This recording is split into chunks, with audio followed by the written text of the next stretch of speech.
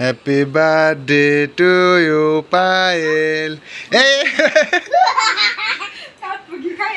কাট কাট কাট কাইটে খাওয়াই দে বদ্দি রে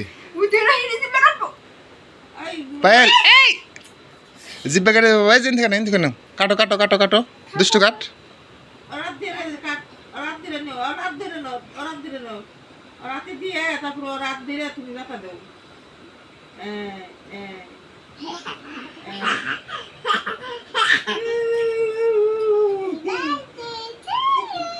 আমার ভাই লুচি কাট দিয়ে